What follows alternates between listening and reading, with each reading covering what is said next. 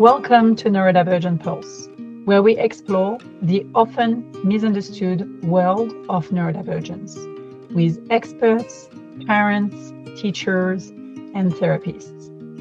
Grounded in lived experience, each bite-sized episode gives you something practical to try. I am your host, Laetitia Andrak, AI expert, neurodivergent mom and founder of Understanding Zoe. This podcast is recorded on Darawal country. I acknowledge that sovereignty was never ceded. It always was and always will be Aboriginal land. Hello, Antoinette. Welcome to Neurodivergent Pulse. Thank you so much for having me. I'm thrilled to be here. It is such an honor to have you being able to share your story. So before we dive deeper into safe swimming, into how to make it safe for our neurodivergent children to learn how to swim, can you share a bit more about yourself and what led you to this space? Yeah, thank you. To start off, I have just always been one of those people that has just been so passionate about creating spaces where everyone can feel like they belong. Through my life journey and my parenting journey, I am now a proud parent of two neurodivergent children. I have three children, but two have recently gone down their individual paths of getting their diagnoses. So this world of inclusion means so much more to me personally now than it ever has in my whole life. I've experienced firsthand how neurodivergent children are often left out of mainstream programs like learning how to swim or hitting mainstream goals and milestones like their typically developing peers. Not always by intention, but just by design and how it's been designed and the offerings that have been, available to them throughout their life and their journeys.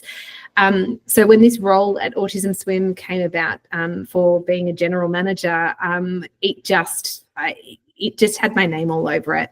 We share the same AS, Autism Swim, and Antoinette Spear, so we share the same initials. So I like to think that it's destiny, but rather it is just given me this incredible platform to weave in both my professional experience, but lived experience and passion, and to leave a legacy into a world that I am so passionate about as well. I love that. And I never realized that Autism Swim AS goes with Antoinette Spear, but that's perfect. Yes, for sure. So for anyone who's listening to this and may not be familiar with Autism Swim, can you share a bit more about what it is and what's unique about Autism Swim? Absolutely. So we're a charity and we exist to make aquatics inclusive for neurodivergent people. We do this because alarmingly, children on the autism spectrum are 160 times more likely to drown compared to their typically developing peers. And we also do this because we know that over 91% of the families within our networks that we've surveyed have left their aquatic services being dissatisfied with the offering that's available to them.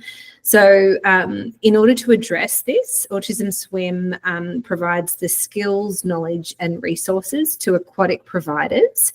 That includes allied health professionals, learn to swim providers, and the broader community.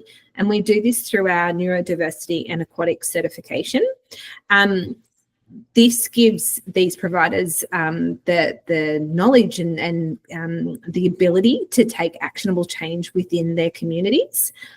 In addition to that as well, we proudly run a program called DIPPers. DIPPers is modified nippers. And if you're listening outside of Australia, you might be thinking, what is this? So nippers is a beach safety program.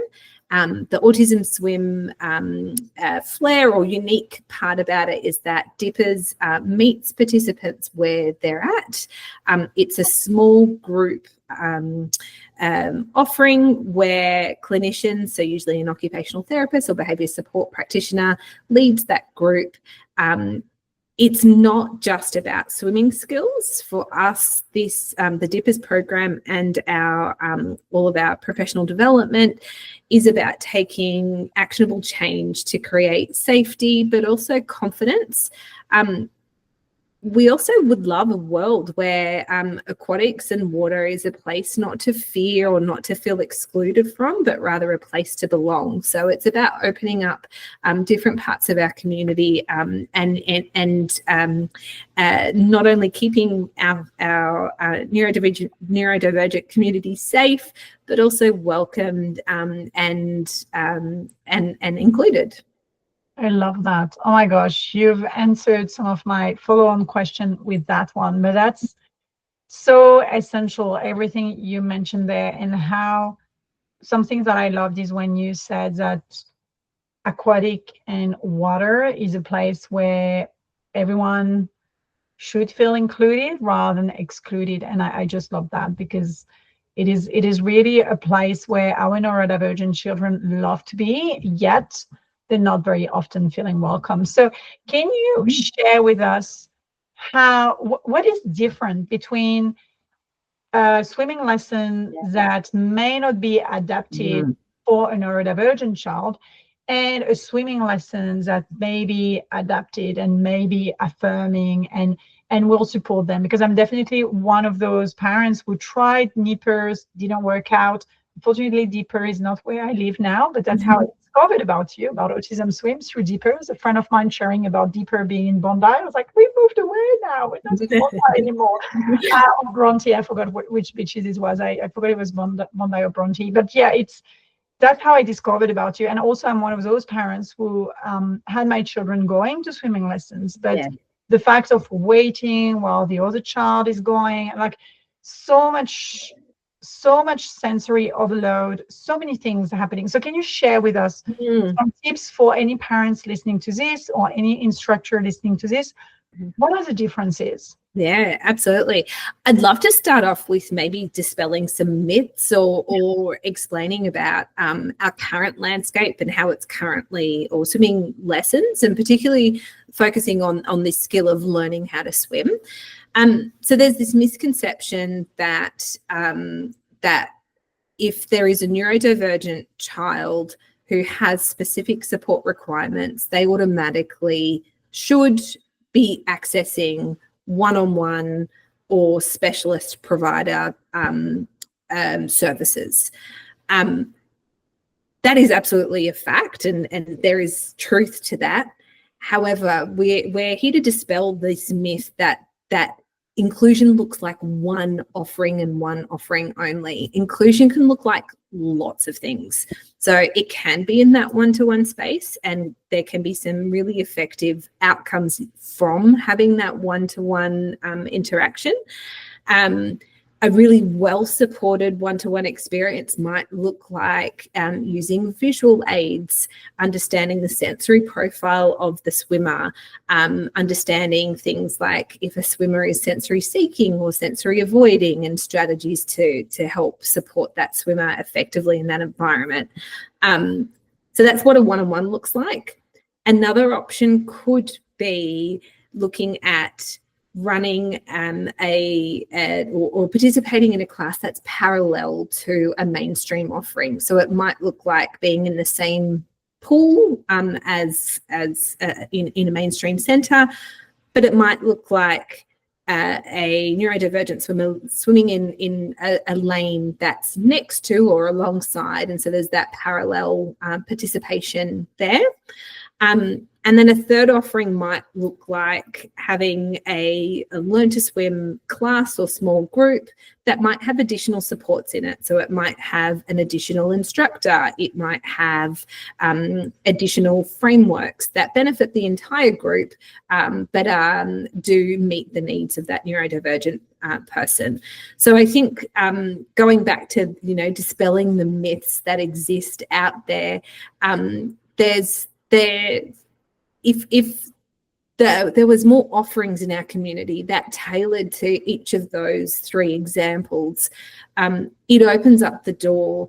And when we're looking at limitations before a person even walks into a centre, where a swim center looks at the child's behavior, for example, before looking at the swimmer themselves and their strengths and what their abilities and what their interests.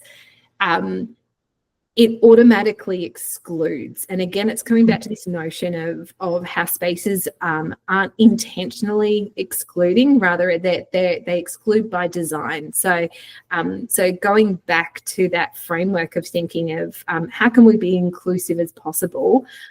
We can't be everything to everyone, and that's okay, but there are small actionable steps that every aquatic service provider can take in those different offerings and contexts to just open that I'm going to use the pun, open the pool a little bit wider so that more people can come in. I love it. So what can parents look for to see if their aquatic provider are inclusive or are affirming or will be a space where their neurodivergent child will feel welcome?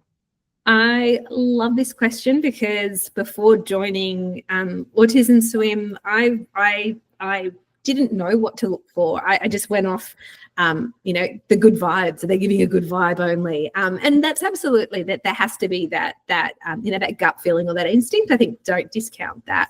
Something that we encourage our aquatic providers to offer. Things like, what does the experience look like when people are sourcing or trying to seek your service? So we love it when there are, simple things like a really clear website that explains what your services are, that proudly shares like an inclusion statement or gives an indication. A little plug for Autism Swim. So once an Autism Swim approved provider does gain their certification, they do get the little badge that says Autism Swim approved. And that is a great demonstration of that provider's commitment towards inclusive aquatics. It means that they've invested in their professional development and have the skills and resources at their fingertips to be able to implement in a centre. Also look for centres that go above and beyond in their in that pre-engagement piece. So do their websites have social stories on them that clearly explain this is what a swimming lesson looks like? We should and can be expecting things like this. This is not. This is something that benefits everyone. It benefits our COLD community, so culturally and linguistically diverse community. If you're not English speaking and you see visuals of what your front door of the centre looks like, or where you're located, or what the outside of the change rooms look like, or where to find them, it benefits so many people. So there's that pre-experience part. Also look at how they onboard and enroll you. So often, and at least this has been my personal experience, it really hurts a little part of my heart when I describe my children and the question is from a medical lens only. So when I'm required to provide more details and information in the medical notes section, absolutely, there's a medical element to having a neurotype or having the diagnosis, and I respect and understand that. But don't make me put his support requirements or his strengths or their what can help support them in the medical section. Have a conversation with me or ask me what does a great session look like, or what does success look like, or what are some goals for you? So really asking those questions from a person-centered lens is really important. And then in the lesson itself, so a great inclusive provider will use things like visuals and visual schedules. So if they have, poolside, a little whiteboard or laminated cards or something that's incorporating the resources to help within the lesson, that's awesome. Another really important thing, and this is such an overlooked element, is when the instructor goes, might be away for the upcoming weeks. let your family know, let the participant or the swimmer know in advance. It is such a small step that, share the load of managing transitions and changes with the families. Let the families help support you through that change. I don't know about you, Letitia, but definitely from our experience, when there is a change in an expectation, more often than not, I'm experiencing more anxiety because I'm thinking, oh my goodness, I'm going to have to manage and help support through this. And I always think if I just knew 2 minutes advance, I could have had 2 more minutes of prep to help my child through this. So hopefully these gives you some tips and pointers. That's really, really good. That's really good. And as you were guiding us through those tips, I realized how much was missing in the places we went. So we tried 3 swimming providers before giving up for our own children swimming lessons.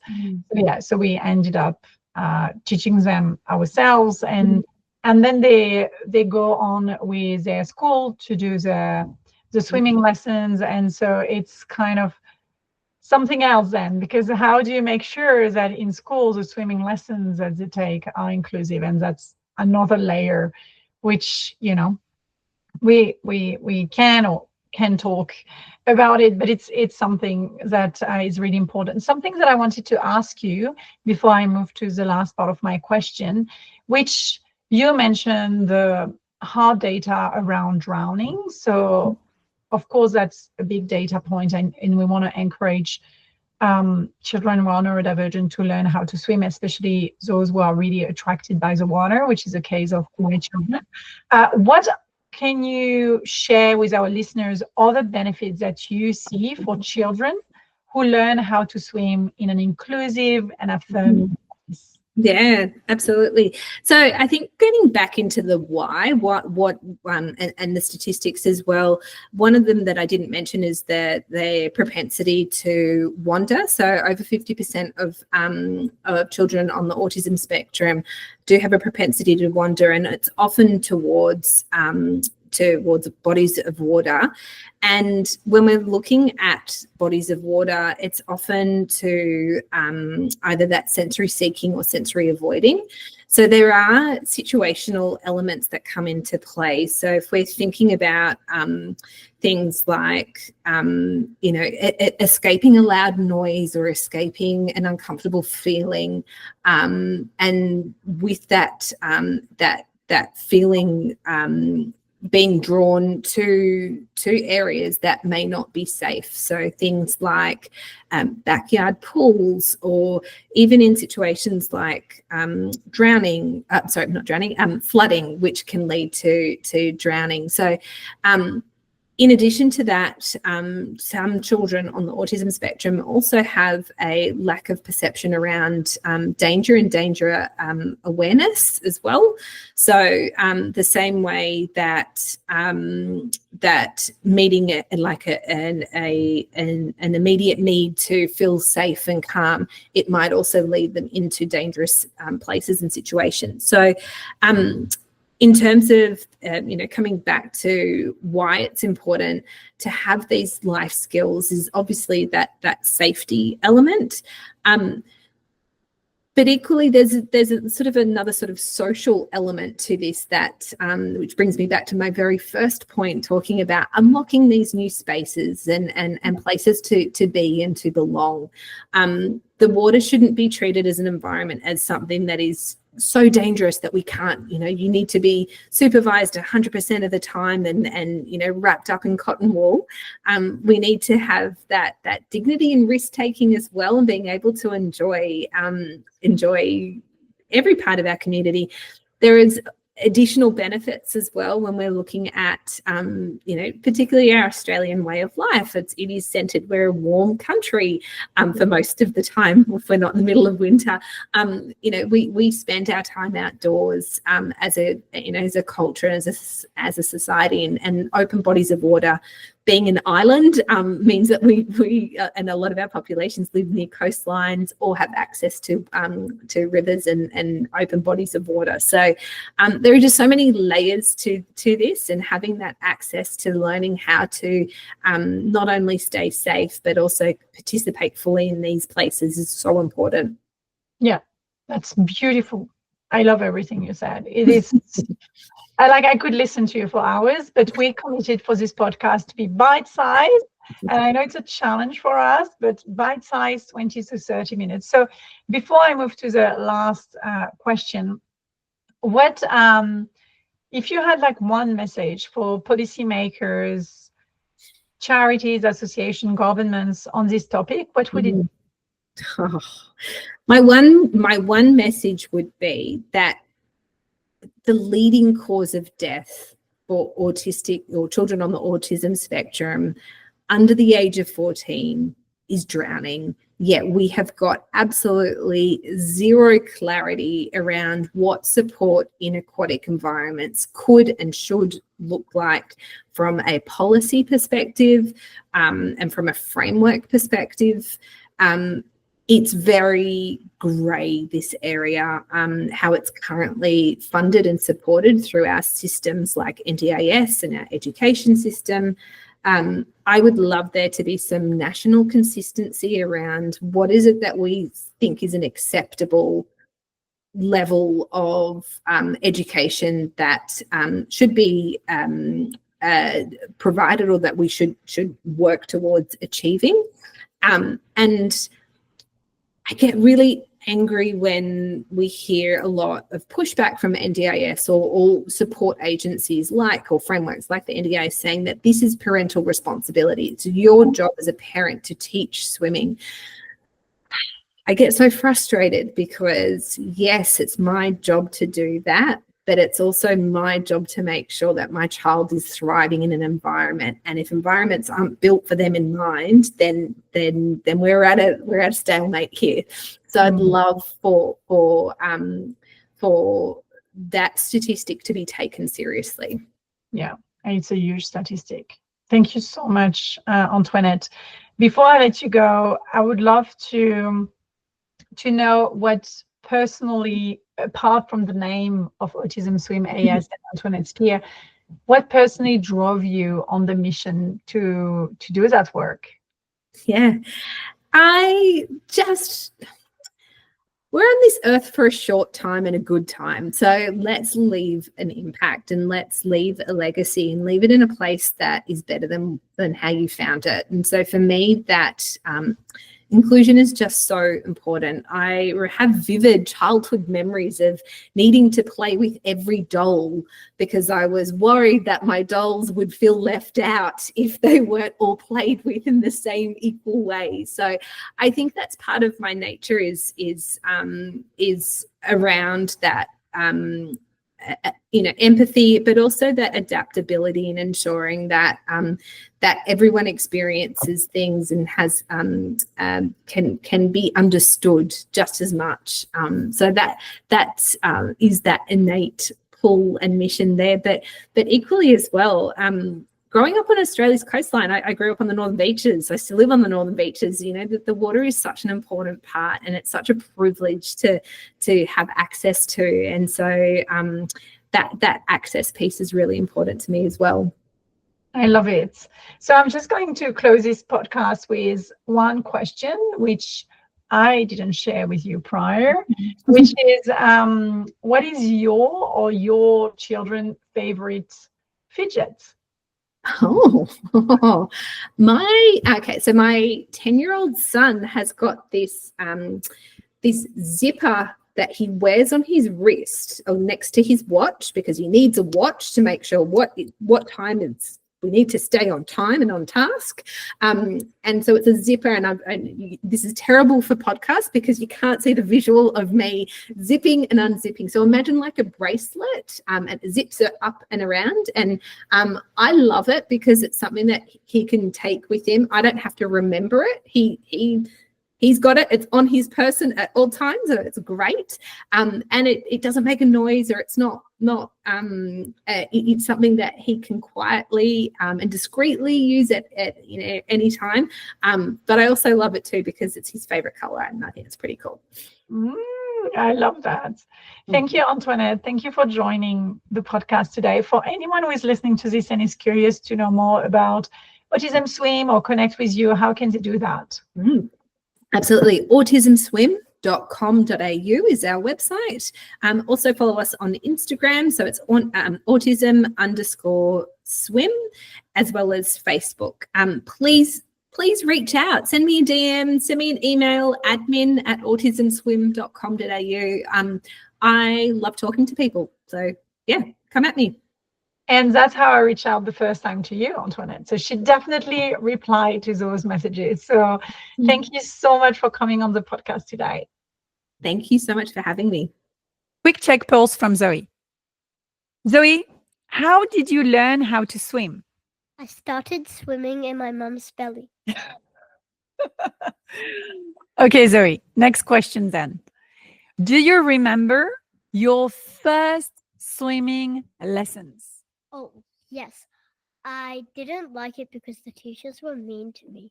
Last question, Zoe, for this quick pulse. What makes you love being in the water and swimming? I love it because it's like flying, but in water.